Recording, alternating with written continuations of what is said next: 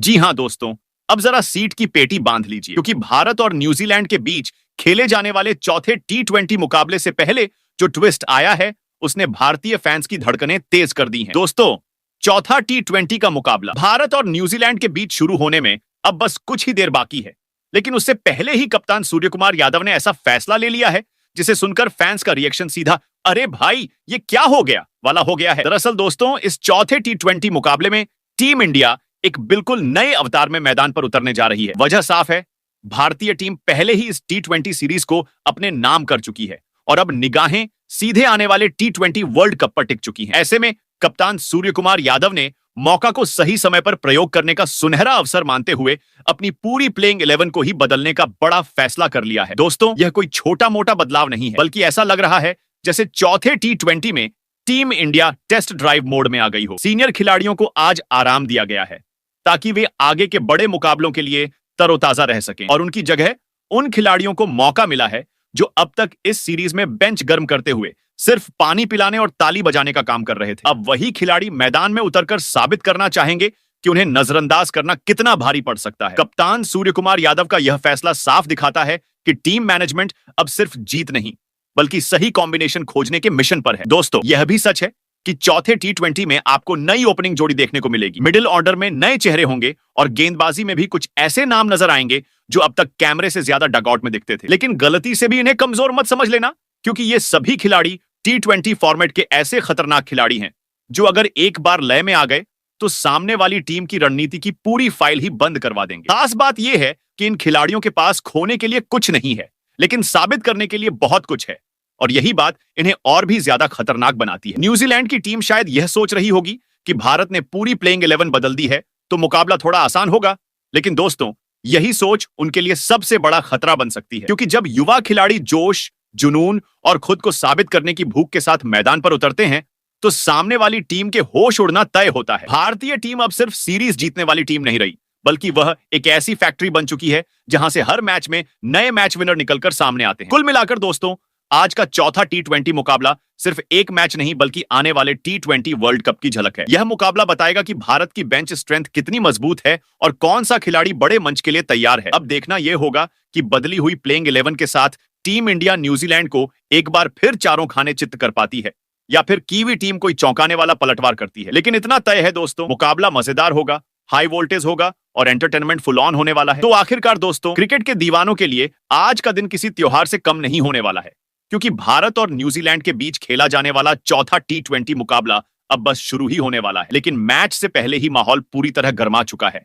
वजह है कप्तान सूर्य कुमार यादव का वो बड़ा फैसला जिसने फैंस की उत्सुकता को 7वें आसमान पर पहुंचा दिया है। हर किसी के मन में यही सवाल घूम रहा है कि आखिर इस अहम मुकाबले में न्यूजीलैंड को शिकस्त देने के लिए टीम इंडिया की प्लेइंग 11 में कौन कौन से बड़े और चौंकाने वाले बदलाव किए गए हैं। दोस्तों, इस वीडियो में आपको इन सभी सवालों के जवाब विस्तार से मिलने वाले हैं, वो भी एकदम आसान और मजेदार अंदाज में। इस वीडियो में हम सबसे पहले बात करेंगे भारतीय टीम की बदली हुई प्लेइंग 11 की, जहां कप्तान सूर्य कुमार यादव ने भविष्य को ध्यान में रखते हुए कुछ ऐसे फैसले लिए हैं जिनकी उम्मीद शायद बहुत कम लोगों को थी। कौन से खिलाड़ी बाहर हुए हैं, किन नए चेहरों को मौका मिला है और ये बदलाव टीम इंडिया के लिए कितने फायदेमंद साबित हो सकते हैं, इन सब बातों पर हम पूरी गहराई से चर्चा करेंगे। साथ ही यह भी समझने की कोशिश करेंगे कि इन बदलावों के पीछे टीम मैनेजमेंट की क्या सोच है और यह फैसले आने वाले टी20 वर्ल्ड कप की तैयारी से कैसे जुड़े हुए हैं। इतना ही नहीं दोस्तों, इस वीडियो में आपको यह भी पूरी जानकारी मिलेगी कि भारत और न्यूजीलैंड के बीच खेले जाने वाले इस चौथे टी20 मुकाबले का लाइव प्रसारण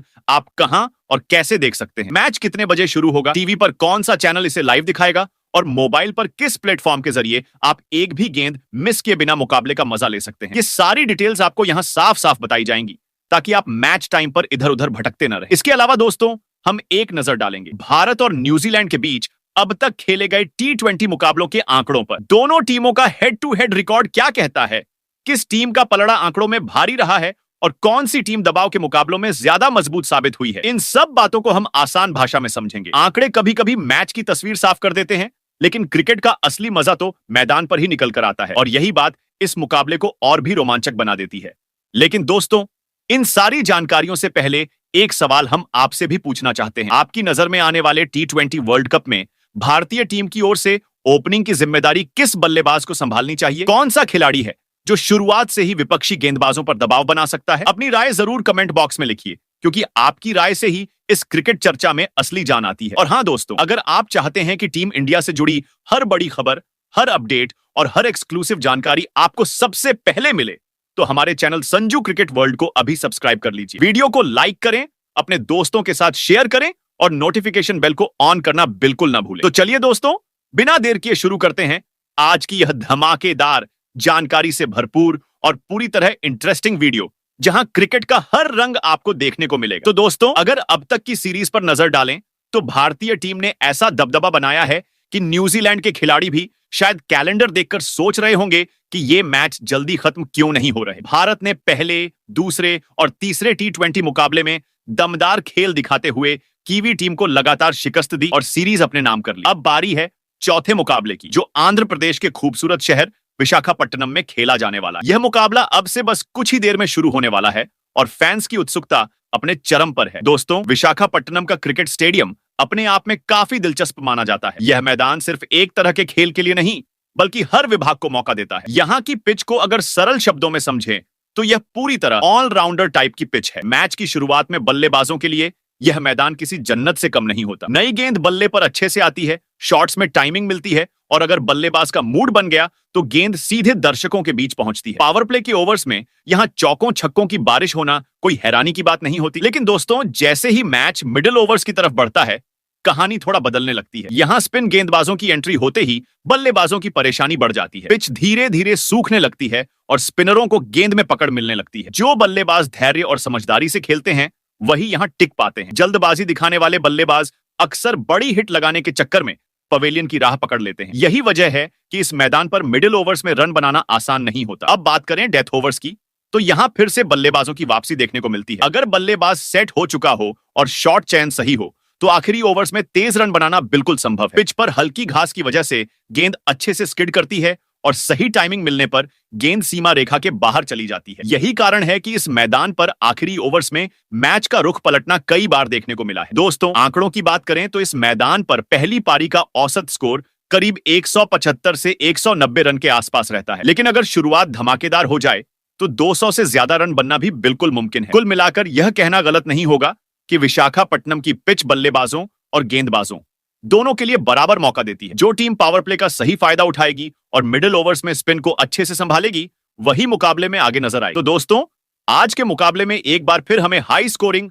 रोमांच से भरपूर और आखिरी ओवर तक सांसें रोक देने वाला मैच देखने को मिल सकता है। अब देखना यह होगा कि कौन सी टीम इस बैलेंस्ड पिच का सबसे बेहतर इस्तेमाल करती है। हालांकि दोस्तों, अगर हम जरा पीछे मुड़कर भारत और न्यूजीलैंड के बीच T20 इतिहास के रिकॉर्ड्स पर नजर डालें तो तस्वीर काफी हद तक टीम इंडिया के पक्ष में जाती हुई दिखाई देती है। आंकड़े साफ बताते हैं कि इस छोटे और रोमांचक फॉर्मेट में भारतीय टीम ने कीवी टीम पर लगातार बढ़त बनाए रखी है। अब तक भारत और न्यूजीलैंड के बीच कुल 27 T20 मुकाबले खेले जा चुके हैं, जिनमें भारतीय टीम ने 16 मैचों में जीत का स्वाद चखा है। वहीं न्यूजीलैंड की टीम सिर्फ 10 मुकाबलों में ही भारत को मात दे पाई है, जबकि एक मैच ऐसा रहा जिसका कोई नतीजा नहीं निकल सका। इन आंकड़ों को देखकर यह कहना बिल्कुल गलत नहीं होगा कि हेड टू हेड रिकॉर्ड में भारत का पलड़ा साफ तौर पर भारी नजर आता है। लेकिन दोस्तों, क्रिकेट सिर्फ आंकड़ों का खेल नहीं होता और यही बात इसे सबसे ज्यादा मजेदार बनाती है। न्यूजीलैंड की टीम को कभी भी हल्के में लेने की गलती नहीं करनी चाहिए, क्योंकि यह वही टीम है जो बड़े मुकाबलों में अचानक से अपना खतरनाक रूप दिखा देती है। चाहे दबाव कितना भी ज्यादा क्यों ना हो, कीवी खिलाड़ी अक्सर शांत दिमाग और सटीक रणनीति के साथ खेलते हुए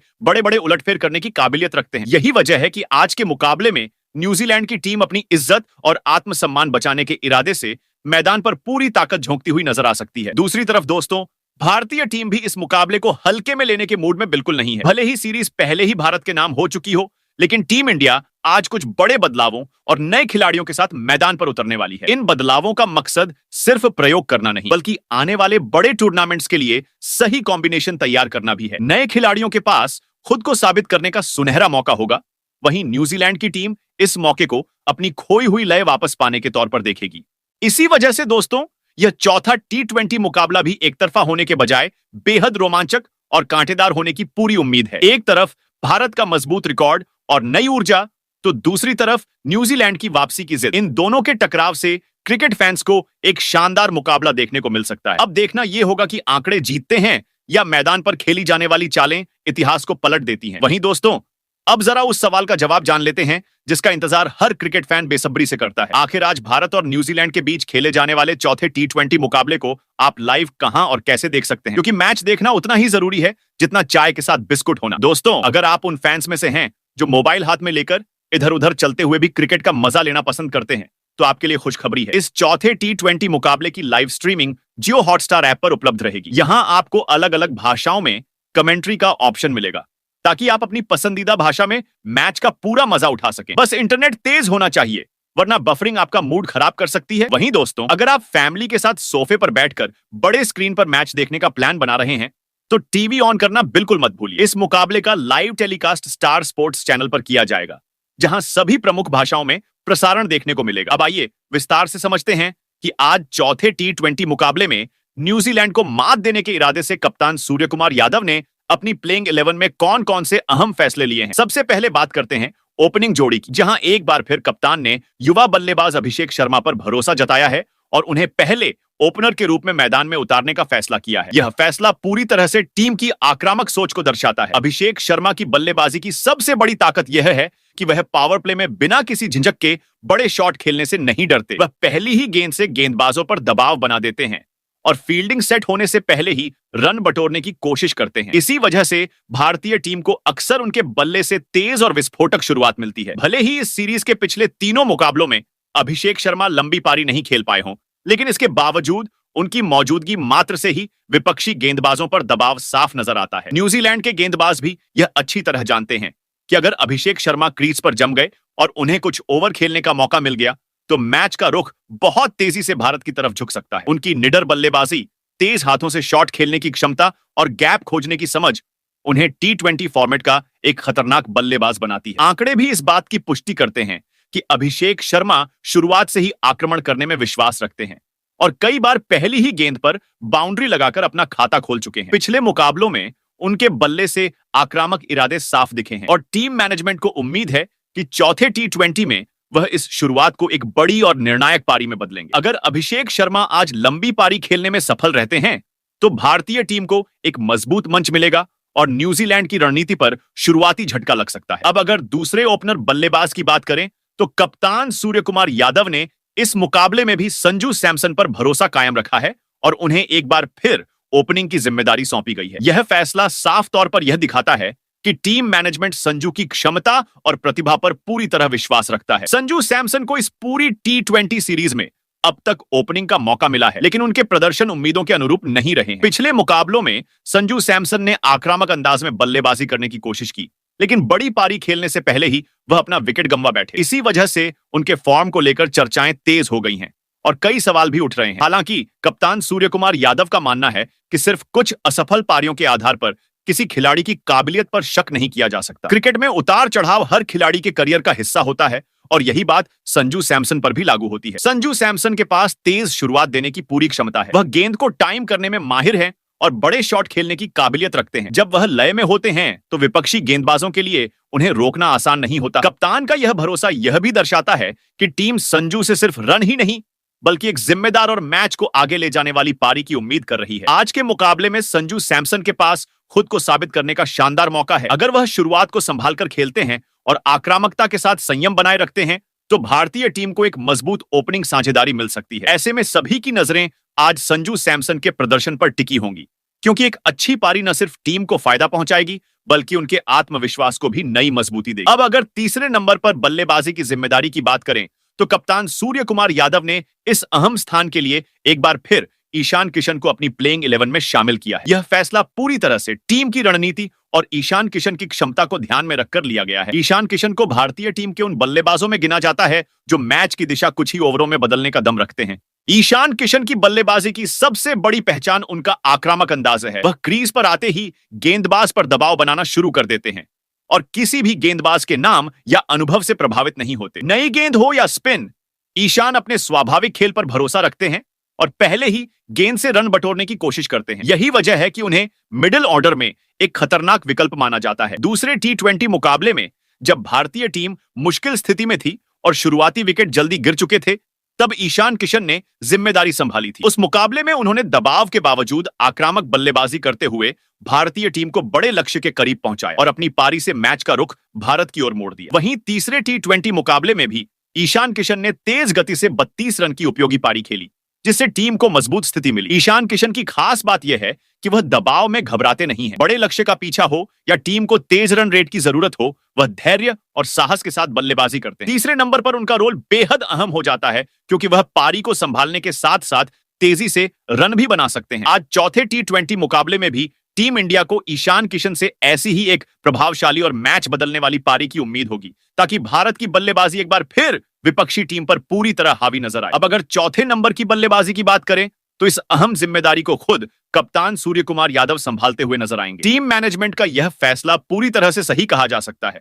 क्योंकि सूर्य कुमार यादव इस समय शानदार लय में दिखाई दे रहे हैं। जब कप्तान खुद फॉर्म में हो तो उसका असर पूरी टीम की बल्लेबाजी पर साफ नजर आता है, और यही हाल इस वक्त भारतीय टीम के साथ देखने को मिल रहा है। सूर्य कुमार यादव को T20 फॉर्मेट का सबसे भरोसेमंद बल्लेबाज माना जाता है। उनकी बल्लेबाजी की सबसे बड़ी ताकत उनका अनोखा शॉट सिलेक्शन और 360 डिग्री खेलने की क्षमता है। मैदान के हर कोने में रन निकालने की कला उन्हें बाकी बल्लेबाजों से अलग बनाती है। चाहे तेज गेंदबाज हो या स्पिनर्स, सूर्य कुमार यादव सभी के खिलाफ आत्मविश्वास के साथ खेलते हैं और गेंदबाजों पर लगातार दबाव बनाए रखते हैं। कुछ समय पहले तक सूर्य कुमार यादव का बल्ला थोड़ा शांत जरूर था, जिसको लेकर फैंस के बीच चर्चाएं भी शुरू हो गई थी, लेकिन पिछले कुछ मुकाबलों में उन्होंने साफ कर दिया है कि वह पूरी तरह से अपनी पुरानी लय में लौट चुके हैं। इस मौजूदा T20 सीरीज में उन्होंने अहम मौकों पर रन बनाकर यह दिखाया है कि बड़े मैचों में टीम उनसे क्यों उम्मीद करती है। कप्तान होने के साथ साथ सूर्य कुमार यादव का रोल अब और भी ज्यादा महत्वपूर्ण हो जाता है। क्रीज पर टिककर वह पारी को संभालते भी हैं और जरूरत पड़ने पर रफ्तार भी बढ़ा देते हैं। अकेले दम पर मैच का रुख बदल देने की क्षमता उनमें हमेशा से रही है और पिछले कई सालों से वह भारतीय टीम के लिए यह काम लगातार करते आ रहे हैं। ऐसे में आज चौथे T20 मुकाबले में भी टीम इंडिया को अपने कप्तान से एक और बड़ी जिम्मेदार और मैच जिताने वाली पारी की पूरी उम्मीद होगी, जिससे भारतीय बल्लेबाजी एक बार फिर मजबूती के साथ आगे बढ़ सके। अब दोस्तों, अगर 5वें नंबर की बल्लेबाजी पर नजर डालें तो इस अहम स्थान के लिए कप्तान सूर्य कुमार यादव ने रिंकू सिंह को अपनी प्लेइंग 11 में जगह दी है। यह फैसला आने वाले T20 वर्ल्ड कप को ध्यान में रखते हुए काफी सोच समझकर लिया गया माना जा रहा है। आमतौर पर रिंकू सिंह को टीम में फिनिशर की भूमिका दी जाती रही है, जहां वह 7वें या 8वें नंबर पर उतरकर आखिरी ओवरों में तेज रन बनाने का काम करते हैं। लेकिन इस मुकाबले में उन्हें 5वें नंबर पर भेजने का मकसद साफ है, उन्हें ज्यादा समय और ज्यादा गेंदें खेलने का मौका देना। दरअसल रिंकू सिंह को टीम में तो लगातार शामिल किया जा रहा है, लेकिन कई मैचों में उन्हें बल्लेबाजी का अवसर ही नहीं मिल पाता। ऐसे में अगर किसी बड़े टूर्नामेंट में अचानक टीम मुश्किल में फंस जाए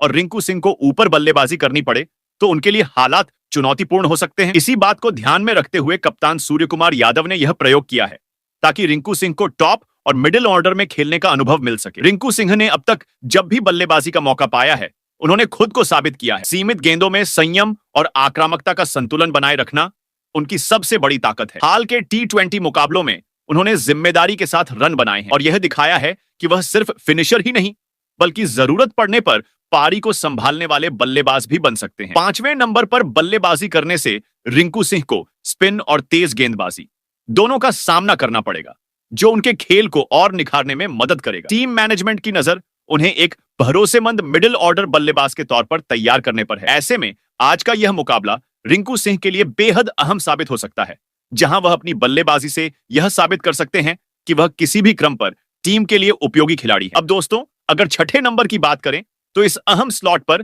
कप्तान सूर्य कुमार यादव ने भरोसा जताया है हार्दिक पांड्या पर। हार्दिक पांड्या इस पूरी T20 सीरीज में लगातार भारतीय टीम का हिस्सा रहे हैं और उन्होंने टीम के लिए अपनी भूमिका बखूबी निभाई है। भले ही पिछले मुकाबलों में उन्हें बल्लेबाजी के ज्यादा मौके नहीं मिले हों, लेकिन गेंदबाजी और फील्डिंग के दम पर उन्होंने टीम को कई बार मजबूत स्थिति में पहुंचाया है। हार्दिक पांड्या ने इस सीरीज के अब तक खेले गए मुकाबलों में लगभग हर मैच में गेंदबाजी की है और नए तथा पुराने दोनों तरह के बल्लेबाजों के खिलाफ प्रभावी साबित हुए हैं। अब कप्तान सूर्य कुमार यादव ने उन्हें छठे नंबर पर बल्लेबाजी का मौका देकर यह साफ संकेत दिया है कि टीम हार्दिक पांड्या को एक पूरा ऑलराउंड पैकेज मानती है। हार्दिक पांड्या उन खिलाड़ियों में शामिल हैं जिन्हें बल्लेबाजी मिले या गेंदबाजी, दोनों ही हालात में टीम को फायदा पहुंचाने की क्षमता रखते हैं। खास बात यह है कि दबाव भरे मुकाबलों में उनका आत्मविश्वास और भी बढ़ जाता है और वह बड़े शॉट खेलने से कभी नहीं घबराते। मिडिल ऑर्डर में हार्दिक पांड्या की मौजूदगी से भारतीय टीम को गहराई मिलती है। वह जरूरत पड़ने पर पारी को संभाल भी सकते हैं और आखिरी ओवरों में तेजी से रन भी बना सकते हैं। गेंदबाजी में भी वह कप्तान के लिए एक भरोसेमंद विकल्प रहते हैं, खासकर तब जब विकेट की तलाश हो। ऐसे में आज के चौथे T20 मुकाबले में एक बार फिर सभी की निगाहें हार्दिक पांड्या पर होंगी। अब दोस्तों, अगर 7वें नंबर की बात करें तो यहां कप्तान सूर्य कुमार यादव ने वाकई एक अहम और सोच समझकर लिया गया फैसला किया है। इस मुकाबले के लिए टीम मैनेजमेंट ने शिवम दुबे को आराम देते हुए उनकी जगह अक्षर पटेल को प्लेइंग 11 में शामिल किया है। यह बदलाव सिर्फ एक खिलाड़ी का नहीं, बल्कि टीम के संतुलन को ध्यान में रखते हुए किया गया फैसला माना जा रहा है। दरअसल अक्षर पटेल पिछले 2 T20 मुकाबलों में चोट के कारण मैदान पर नहीं उतर पाए थे। हालांकि अब वह पूरी तरह फिट हो चुके हैं और चौथे T20 मुकाबले में वापसी के लिए तैयार हैं। अक्षर पटेल की वापसी से भारतीय टीम को दोहरा फायदा मिलता है। एक तरफ जहां उनकी सटीक और किफायती गेंदबाजी मिडिल ओवर्स में विपक्षी बल्लेबाजों पर दबाव बना सकती है, वहीं दूसरी ओर वह निचले क्रम में उपयोगी रन बनाने की क्षमता भी रखते हैं। अक्षर पटेल को लंबे समय से भारतीय टीम के भरोसेमंद ऑलराउंडरों में गिना जाता है। वह मुश्किल परिस्थितियों में बल्लेबाजी करते हुए टीम को संभालने का हुनर रखते हैं और जरूरत पड़ने पर बड़े शॉट खेलने से भी नहीं हिचकते। गेंदबाजी में उनकी सबसे बड़ी ताकत है सही लाइन लेंथ और बल्लेबाजों को बांधकर रखना, जिससे रन गति पर ब्रेक लगता है। 7वें नंबर पर अक्षर पटेल की मौजूदगी से भारतीय टीम की बल्लेबाजी और गेंदबाजी दोनों में गहराई आती है। कप्तान सूर्य कुमार यादव के पास अब गेंदबाजी के ज्यादा विकल्प होंगे और बल्लेबाजी क्रम भी पहले से ज्यादा संतुलित दिखाई देगा। खासकर T20 जैसे छोटे फॉर्मेट में ऐसे ऑलराउंडर की भूमिका बेहद अहम हो जाती है, जो दोनों विभागों में योगदान दे सके। अब देखना दिलचस्प होगा कि चौथे T20 मुकाबले में अक्षर पटेल किस तरह से अपने प्रदर्शन से टीम के इस फैसले को सही साबित करते हैं। वहीं 8वें नंबर पर अर्शदीप सिंह की वापसी को टीम इंडिया के लिए एक बेहद अहम फैसला माना जा रहा है। कप्तान सूर्य कुमार यादव ने तेज गेंदबाजी विभाग में अनुभव को तरजीह देते हुए उन्हें प्लेइंग 11 में शामिल किया है। अर्शदीप सिंह नई गेंद से स्विंग कराने की क्षमता रखते हैं और पावर प्ले में विकेट निकालना उनकी सबसे बड़ी ताकत मानी जाती है। इसके अलावा डेथ ओवर्स में यॉर्कर डालने की उनकी कला उन्हें अन्य गेंदबाजों से अलग बनाती है। भले ही मौजूदा T20 सीरीज में उनका प्रदर्शन उतार चढ़ाव भरा रहा हो, लेकिन बड़े मुकाबलों में वापसी करना अर्शदीप को बखूबी आता है। दबाव की स्थिति में भी वह घबराते नहीं हैं और अपनी लाइन लेंथ पर भरोसा रखते हैं। वहीं 9वें नंबर पर कुलदीप यादव का टीम में बने रहना यह दिखाता है कि कप्तान और टीम मैनेजमेंट को उनकी कलाई की स्पिन पर पूरा भरोसा है। कुलदीप यादव T20 फॉर्मेट में ऐसे गेंदबाज हैं जो बीच के ओवर्स में विकेट निकालकर मैच का मोमेंटम बदल सकते हैं। उनकी खासियत यह है कि वह गेंद को हवा में फ्लाइट देते हैं, जिससे बल्लेबाज बड़े शॉट खेलने के चक्कर में गलती कर बैठते हैं। कुलदीप यादव की गुगली और टर्न बल्लेबाजों के लिए पढ़ पाना आसान नहीं होता। जब भी विपक्षी टीम साझेदारी बनाने की कोशिश करती है, कुलदीप वहां ब्रेक लगाने का काम करते हैं। वहीं 10वें नंबर पर जसप्रीत बुमराह का नाम होना अपने आप में विपक्षी टीम के लिए एक चेतावनी जैसा है। बुमराह भारतीय टीम के सबसे भरोसेमंद तेज गेंदबाज माने जाते हैं। उनकी सटीक यॉर्कर, धीमी गेंद और अलग अलग वेरिएशन किसी भी बल्लेबाज को परेशान करने की क्षमता रखते हैं। पावर प्ले में विकेट निकालना हो या डेथ ओवर्स में रन रोकने हो, बुमराह हर भूमिका में खुद को साबित करते हैं। T20 फॉर्मेट में उनका अनुभव टीम इंडिया के लिए बेहद कीमती है। वह दबाव में भी शांत रहते हैं और कप्तान के लिए सबसे सुरक्षित विकल्प बनकर सामने आते हैं। वहीं 11वें नंबर पर वरुण चक्रवर्ती को शामिल करना यह दिखाता है कि टीम इंडिया स्पिन के जाल में विपक्षी टीम को फंसाने की पूरी तैयारी के साथ उतरी है। वरुण चक्रवर्ती अपनी रहस्यमयी गेंदबाजी के लिए जाने जाते हैं, जिन्हें पढ़ पाना बल्लेबाजों के लिए आसान नहीं होता। उनकी वैरायटी, तेज गति और सटीक नियंत्रण T20 जैसे फॉर्मेट में बेहद असरदार साबित होते हैं। वरुण मिडिल ओवर्स में रन गति पर लगाम लगाने के साथ साथ अहम विकेट निकालने की क्षमता रखते हैं। कई बार उनकी एक गेंद ही पूरे मैच की दिशा बदल देती है। कम रन देकर दबाव बनाना और बल्लेबाजों से गलती करवाना वरुण की सबसे बड़ी ताकत है। तो दोस्तों, आज खेले जाने वाले चौथे T20 के मुकाबले में कप्तान सूर्य कुमार यादव अपनी इस प्लेइंग 11 के साथ मैदान पर उतरेंगे। आप कमेंट कर बताओ, इस प्लेइंग 11 में और किस खिलाड़ी को होना चाहिए था।